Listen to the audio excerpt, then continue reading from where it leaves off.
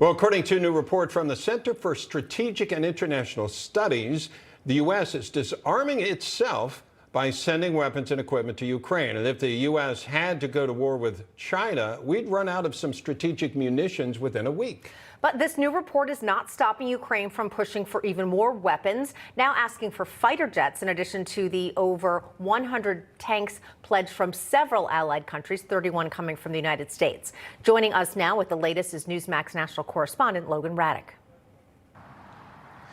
Well, in the just over 2 years since President Biden's been in office, the U.S. has provided nearly $28 billion worth of security assistance for Ukraine in their fight against Russia. But it's beginning to take a toll. That's according to a new report from the Center for Strategic and International Studies. Citing analysis of stockpiles and usage rates, the center says, quote, the U.S. defense industrial base is not adequately prepared for the international security environment that now exists. In a major regional conflict, such as a war with China in the Taiwan Strait, the U.S. use of munitions would likely exceed the current stockpiles of the U.S. Department of Defense. And to drive that point home, the U.S. just transferred thousands of artillery shells from a military weapons stockpile in Israel to Ukraine as weapons aid. The Israeli stockpile has typically been used to arm U.S. forces in the Middle East, but the U.S. has begun relying on it to arm Ukraine as it digs deeper into its own stockpiles. And in recent months, the U.S. has also transferred weapons from its South Korea stockpile to arm the Ukrainians. But if you ask top Pentagon officials, they assure that the U.S. is still battle ready. Here's Pentagon Press Secretary Pat Ryder earlier this week.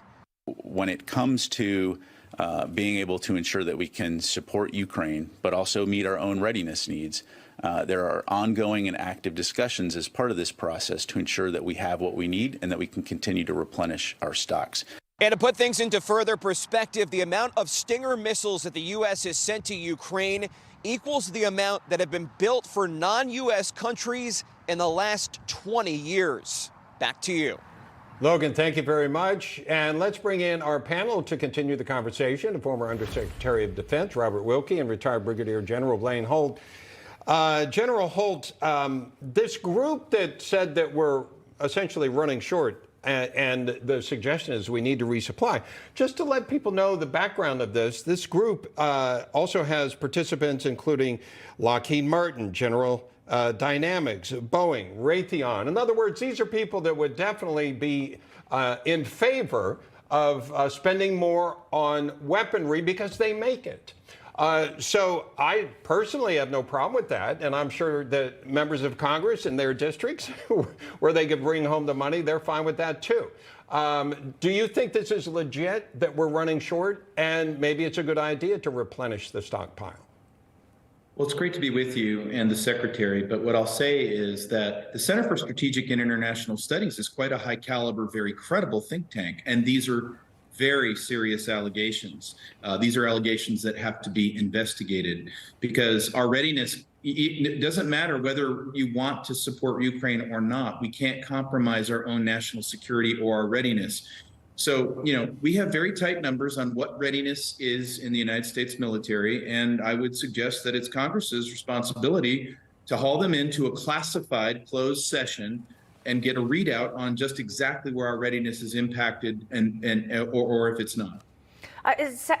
Secretary, in response to the United States and its allies supplying Ukraine with tanks, Russia does not seem to be very happy about it. They've launched over 50 missiles across civilian areas. Now, Ukraine officials claim to have shot down 47 of them. But give me a sense here of where we are with Russia. How angry are they? We know that they're aware that it will take some time for those tanks to get to Ukraine. So are we going to see even more intensified fighting as they anticipate those tanks coming? Well, their ground troops are not ready for another fight. What we're seeing is really a replay of the Western Front in World War I. 1,300 kilometers of trenches. Russian soldiers, like World War I, not well fed. They don't have winter gear. So I don't expect the Russians to do anything on the ground other than what they're doing with their missiles. But let me go back to what the Center for Strategic and International Studies said. We're not going to drop the 82nd Airborne in on Taiwan. The readiness issues for Taiwan are very different from what we're doing in Ukraine. The readiness issues for Taiwan are the United States Navy and the United States Air Force. Those are the responses that we will give to any Chinese incursion across the Taiwan Straits. And the general is right. The Congress has fallen down in its responsibility to rearm and constantly replenish American stocks and modernize, particularly the two services, the service that the general and I have served in.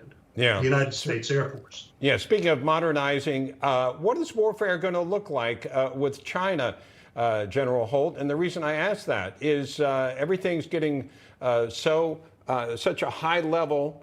We're talking lasers, we're talking drones. It's not old school where you send in a bunch of troops. We're talking cyber warfare.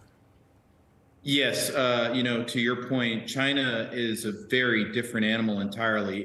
Their preference actually for war is what we're kind of seeing right now. It's a hybrid war. It's the Belt and Road Initiative. It's banking. It's I'll confound you here. But when we talk about military on military, cyber, robotics, space, these are the domains that they want to fight in, less the conventional ones, and they're really not ready. Now, thank goodness, at a period where we need to make sure our readiness is high, China's in real trouble right now domestically. China's got this COVID problem that they're lying about every single day, and their economy is shredded. So they're not really in a position to go ahead and do something right at this moment.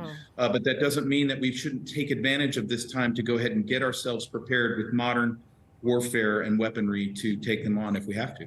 All right, General Blaine Holt, Secretary Robert Wilkie, thank you. Thank you. Great to be with you.